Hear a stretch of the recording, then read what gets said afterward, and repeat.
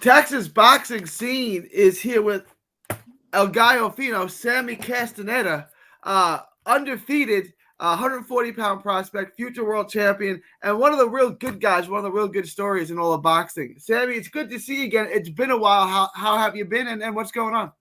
I've been good, man. I've been great. I've been going great. Coming off this long layoff, now I'm ready to come into a fight back into the RGV in April 27th. And I'm getting the best work I could get over here, and I'm over here at Riverside, California, with Robert Garcia, and it's tremendous work, crazy. Out there in Riverside at the Robert Garcia Boxing Academy, it's turned into like a little Texas West. Who's out there right now? Verge is with you right now. I saw Panterita was out there recently. But yeah, Uh, Padrita is training with me right now. We came together. Danny Um, Cortez is Cortez out there? Cortez, no, he just fought He just fought, the right? week I got here. The week I There got here, he are just fought, but it's Lindolfo, which is fighting next week. Raymond Maratoya. Um, it's Jose Ramirez also fighting. There's probably Louis. They're California guys, and then there's dudes Gabriel from San Francisco. There's Tijuana. There's people from all over. Then Guadalajara, everywhere. Future world champions, definitely for all of them. so you've gone from you know Rio Grande Valley, which is a great little boxing community, but it's small, out to the biggest boxing gym and the best boxing gym in the country, possibly the best boxing gym in the world. What's that like, and how was that transition? And it was for me, honestly, it was a childhood dream of mine to be training with Robert Garcia. I've always told my dad since I was younger, and we came across paths with someone that got me over here and that connected it. And then it's kind of a small world because I actually have family in the same neighborhood that Robert grew up in. So it's like they know each other very well, and Robert's dad and everything. So it's like everything connected, and I ended up coming over here, and I'm living in the well, now we're staying at the camp house full of the fighters, and it's a blessing. It's a blessing. It's a childhood dream of mine to train here, and now I'm here, and now I'm gonna take full advantage of it, and do what I need to do to earn my spot, because here you gotta earn your spot here, and to have your picture on the wall. You know what I mean? And that's what I'm gonna do. That's what I'm gonna do. I'm gonna make my city proud, and that will.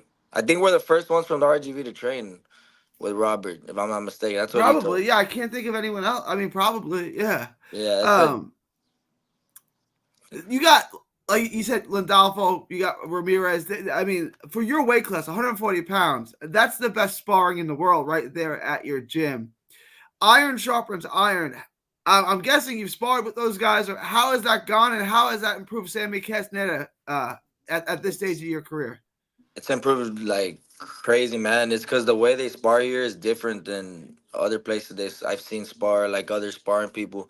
They use their head, and here it's like you're actually sparring to learn things, and that's the thing I'm doing now. Just like using getting your mind relaxed, working on what you need to work on, distance, footwork, angles, little things, but they work on it like really good. They go with the flow, and then boom, a hard shot will get you, sneak you in, and they're real intelligent. You know what I mean? Lidolfo, Olympian, um, um, the Raymond is shit. Raymond's a great fighter, and that's what a great work. Next week, I know it's gonna be. I'm gonna end up, people sparring Jose Ramirez, stuff like that. So that's gonna be the best work you could possibly get. He's gonna be world champion. They're all gonna be world champion, I believe, this year.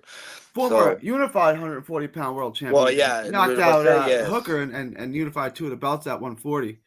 yeah, Um, Jose, yes. But like, is I it believe all the rest are gonna also fight for world titles this year. it's an exciting camp, and when you connected with Robert Garcia, you said as a kid you told your dad you were going to train there. When that came to fruition, and you're actually training at what I consider the best boxing academy in the world, uh, was it surreal? I mean, explain what that was like when you actually connected with Robert Garcia and you're in his boxing academy training. What's that like the first time it happens? It happened so fast. It was crazy. Like, I knew the day would come when I would have to leave my house, leave my family for the sacrifice to, be a world champion. And I just did. It happened so quick. Like that last time that Robert went down to the valley, which was the last fight. My dad went and connected with them or whatever, and they had a conversation and stuff like that. And then a little after that, like 2 weeks later, um, um, uh, named Joe, he helped me, and we all got connected in a way. My dad knew, Robert knew my family from over here too, and basically from 1 week to the next, I found out I was going to California. So it was like, what? Like, I was working at HEB still, and then I'm like, what? Like, I'm going to California, and then they're like, yeah, they already had a flight ticket for me, everything. So I was like, oh shit. So then I It's said, it's real. it's Yeah. real. So then I was like, all right. Once they sent me the flight ticket, I was like, all right, then I'm going. And then I even printed it out and saved it because they know it was a childhood dream of mine to go out there. And when I first got here, we sparred right away on Monday, right? Because over here it's sparring Monday, Wednesday, Fridays, and we sparred Monday, and it was great work. And then I was just like, man, this is just to open the door. They wanted to see what was going on, see what we have, and from there on, Robert liked what he saw, and I'm gonna be coming back every time. Like it's my childhood dream. I'm taking full advantage of it, man. My city's gonna be on the map, RGV, and he's happy. He loves RGV. He loves the Valley. A lot of people love the I Valley. love the Valley. I'm a North Texas guy, but I love going down to the Valley. I love being down there. The people are great. Obviously, the fight scene is great. It's just it's home. Right? You go there and you feel like you're home. You meet Yeah, people that you never met before, and they treat you like family. yeah, I yeah, I love the Rio Grande Valley. I love going down there, so I get why he would fall in love with it. I wanted to ask you, Verge is in camp, is he not? Virgil yes. Ortiz. You got a little history with him. Yeah. I wanted to We, ask you about that. You had that classic fight with him in the Texas Golden Gloves where he dropped you and then you came back and you almost came all the way back. He won the decision, but have you guys got back in the ring? Have you said, "Hey, let we me"? we talked about it actually. Well, that was the first conversation we had. He remembered, and his dad as well. And they're real great people, man. Virgil is a real humble guy, dude. Like, man, like Virgil is honestly a guy. Inspiration, man. From he works real hard too. He's real disciplined, and we actually talked about that. We were laughing, and then he's like, "Yeah, you're the one that brought it to me. I remember the smallest guy in the weight, and you brought it to me." I'm like, "Yeah, I'm the only one you didn't put to sleep," and it was funny, but You look at how big he is now. It's hard to believe that he used to fight at the same weight you did because he's like huge now. that's what He he really said. He's filled like, out. "You stay small." I'm like, "Yeah, I stay small. I'm still 140," but he goes, he's huge. He's a big 154 pounder. Yeah. People say, "Well, is he going to be small?" No, he's not going to be small for 154. That boy is big. Yeah. He's big. Like I saw it right away. Like, damn, that ain't the same Virgil. I was freaking out. So he's back in the ring. When is he back? He's on a Golden Boy card in May I in believe Fresno with Ramirez. Is that I what it believe is? it's April 27th. Yeah, April him twenty and seventh. April him and Jose Ramirez the same Oh, so day. it's okay. Well, that's a great segue. April 27th. You're back in the ring. Why don't you tell us about that and then when it is and where it is? It's gonna be in Brownsville Sports Park. It's gonna be with Marina's Promotions.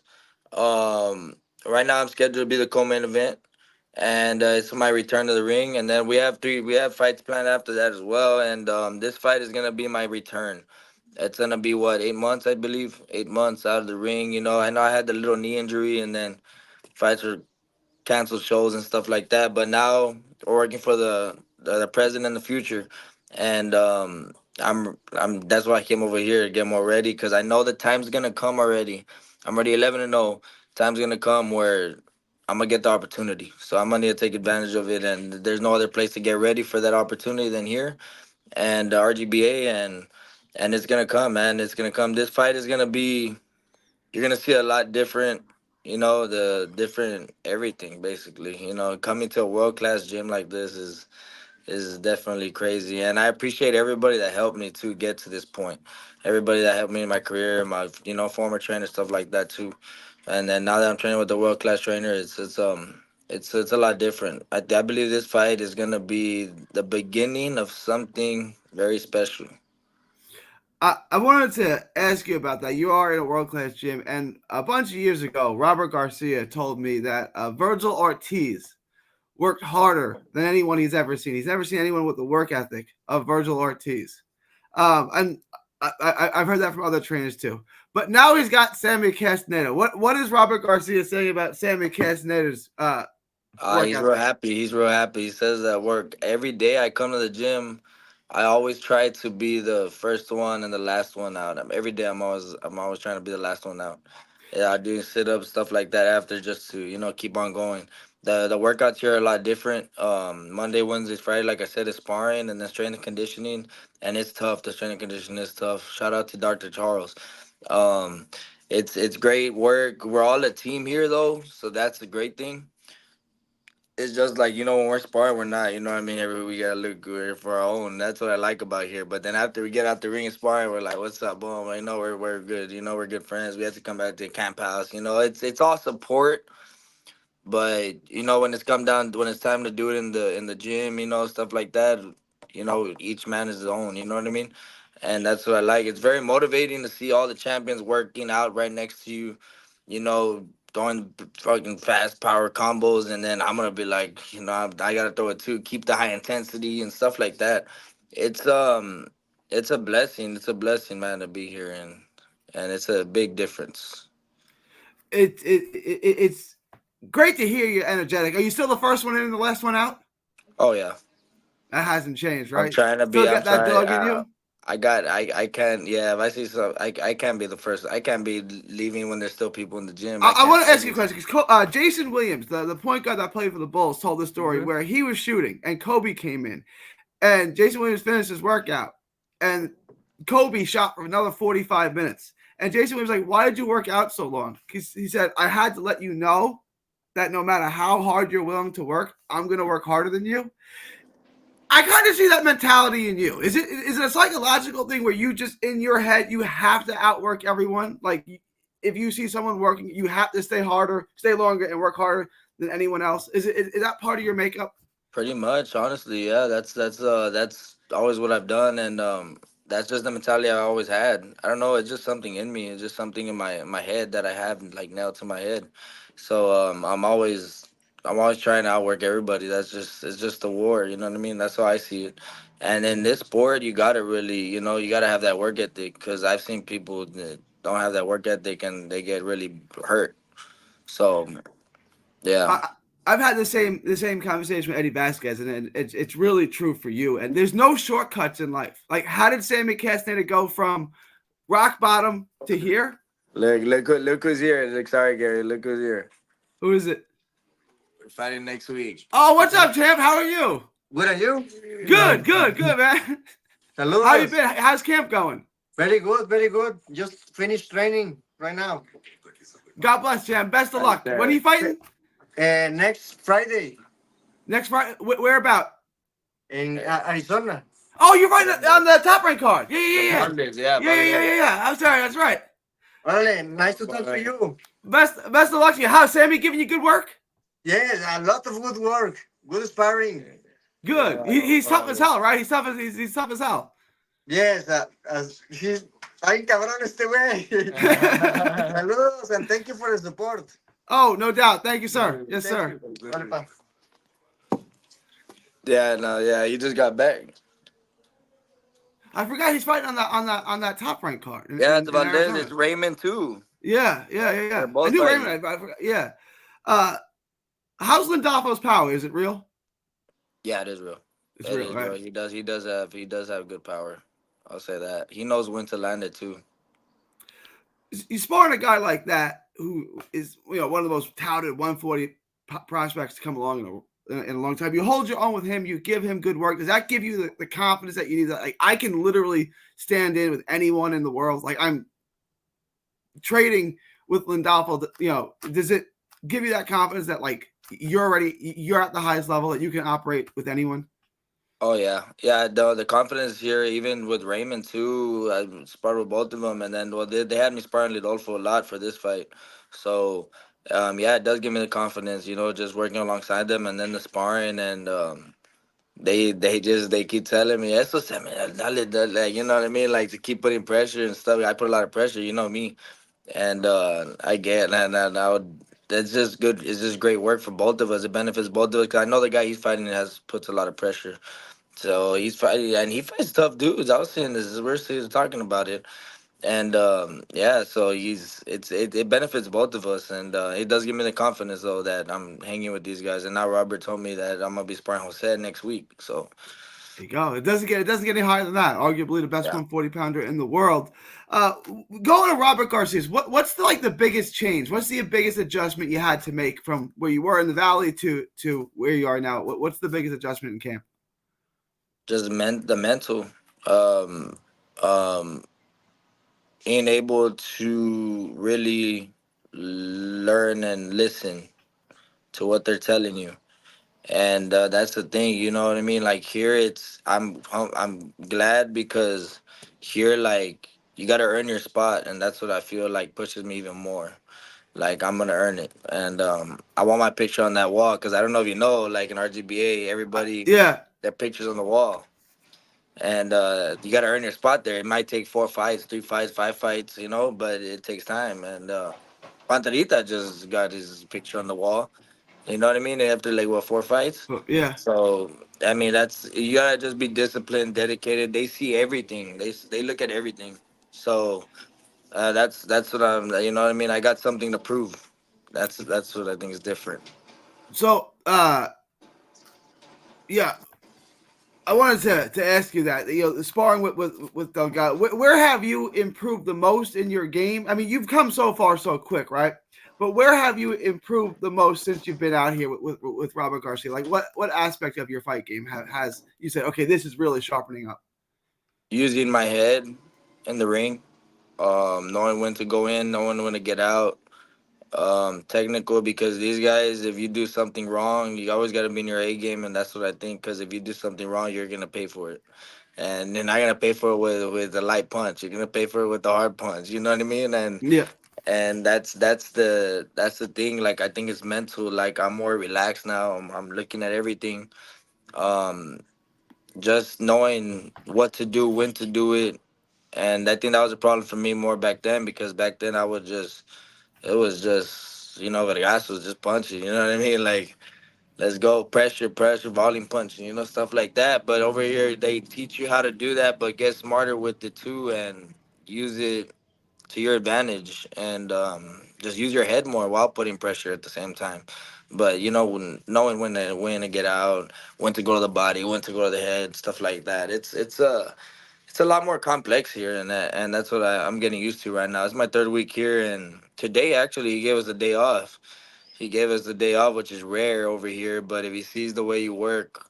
working real hard, he tells you. It was me and all the guys fighting in April, I believe, to like go rest, because we've been training hard, Gary. Like right now, everybody we're training hard. Yesterday I sparred 7 rounds, and with Lindolfo and Lil Leo. He's from California. I think he's with Golden Boy, but it's good. It's we've been working our butt off. I wanted to ask you. So, end of 2022 and into the first half of 2023, you're really active. You're fighting every couple of months. You got together. You strung together a bunch of good wins over that time frame. But you've been out of the ring now since June I of believe it was June. of 2023. So it's 8 months about that. How have you been dealing with that inactivity? I know you had a little knee injury too that sidelined you for a while. How frustrating was that time away, and how are you dealing with that inactivity? It was very frustrating. It was depressing. That it was depressing, because being without, like, having a fight, I guess the adrenaline, stuff like that, getting ready for a fight. Once a fighter doesn't get that, like, it's real depressing. And I know it's not only me, because Virgil, like, we've talked about it too, and other fighters. It's depressing when you can't fight, and there's not really much you could do about it. And it's not on, it wasn't my fault, and I knew that. It was just, things happen, It's right? boxing and And circumstances. It's out of your yeah, control. You're the especially with fighter. You boxing. fight when they tell you to fight. Yeah. Exactly, and especially with boxing. And it was just like, I was, when you're training for a fight, looking forward to a fight, you're getting, focused on that, and your mind. And for me, I'm the type of person that I gotta have something to look forward to, and I gotta have something to think about, and this is my dream. So the closer, I was very active. I'm used to fighting a lot, so I was just, I just didn't have nothing really to look forward to. You get me, Yeah. and that's what's depressing about it. I was training, but like nothing to look forward to. Like no fight coming up, and then that fight got canceled in November, and then December, and then I was like just down about it. It makes you depressing. And now that everything, you know, um, we got a busy schedule now, and that's shit. I got so happy, Gary. You don't understand. Like now we're gonna be all over the place. I just got my passport too, so that's a little hint. Okay. So is okay. Uh, I'll be all over. Okay. Is there an opponent in mind? I know there's a lot of 140 pounders all over the world, but is there any opponent which you can unofficially say that you're linked to? Is there a name of a fighter? Ooh, As of right now, that no, not as of right now, but there will be probably after this fight. I'm pretty sure. Um, okay. there's, you know, there's gonna be like Robert too is gonna help me, and We can talk about the unofficial, the unannounced stuff. We can talk about that off air. yeah, yeah, yeah, yeah. Because Uh, right now we're just trying to get back in the ring, get this fight over, get and back in the then ring, get W. I Yeah. think though the plan is to come right back. So come right back right after that fight, be there for a week at home, and then come right back. So I wanted to ask you. This is you have a little daughter. How old is your daughter now? Three, two, She's three, three, three. three. Your daughter, your lady. This is the longest you've been away from them, right? What's that like, and how happy you're going to be able to see the day of your fight when you get to be with them again? Yeah, it's that's a tough that was a tough thing. Even just leaving was tough, and I just had to get mentally ready for it for about a week, 2 weeks, and just prepare myself. And it didn't really hit me until the day I left, and till I had to kiss my daughter goodbye. So, and I just try to explain to her, she's three, she's small, she don't really understand too much, but she understands, I think, because every time they ask her where's daddy, she says daddy boxing, daddy boxing. So she says it, but it was really tough. I just know that this is a sacrifice I gotta do, and that's the way I gotta think about it. That's a sacrifice I have to do for my dream, and it's to show her, like, like you, Mija, you gotta do whatever you gotta do to make that sacrifice for your dream, so she could have a great life, so my family could have a great life. And this is an opportunity that it's probably never gonna come again.